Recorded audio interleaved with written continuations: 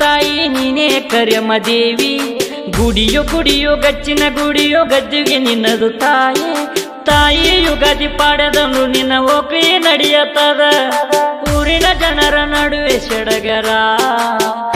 ತಾಯಿ ಕರಿಯಮ್ಮ, ಓ ತಾಯಿ ಕರಿಯಮ್ಮ, ನಮ್ಮೂರಿನ ಕಳಸ ನೀನಮ್ಮ. ಮಂಗಳವಾರ ಶುಕ್ರವಾರ ಎರಡು ನಿನ್ನ ವಾರಮ್ಮ, ನಿನ್ನ 2 ವಾರದಲ್ಲಿ ಜನ ಸಾಗರ ನಿನಗಮ್ಮ.